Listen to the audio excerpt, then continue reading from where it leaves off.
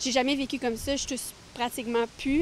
D'habitude, je toussais tout le temps. Si Léonie est capable d'avoir une vie presque normale aujourd'hui, c'est grâce au Trikafta. L'énergie est dans le piton. Je suis tout le temps en train de faire des choses. Je vais monter des montagnes.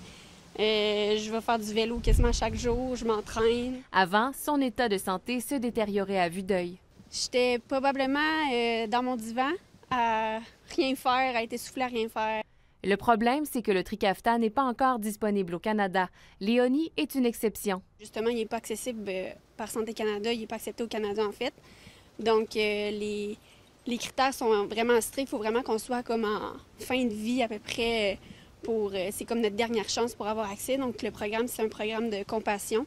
Donc, c'est la compagnie pharmaceutique qui décide de nous donner le médicament en fait. Dans une étude publiée cette semaine par Fibrose Kystique Canada, on peut lire que si le médicament était disponible dès 2021, d'ici 2030, on pourrait réduire de 15 % le nombre de décès.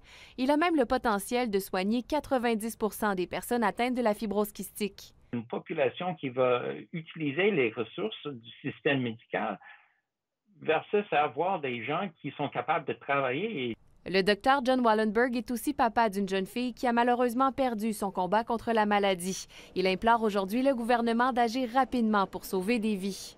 Ça m'enrage. Je suis aussi un papa. J'ai perdu ma fille à la fibrose kystique en 2014.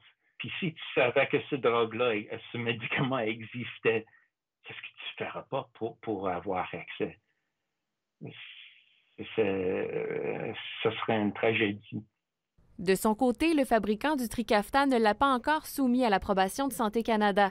L'entreprise invoque ses préoccupations quant au changement de réglementation que le Canada s'apprête à adopter concernant le prix des médicaments.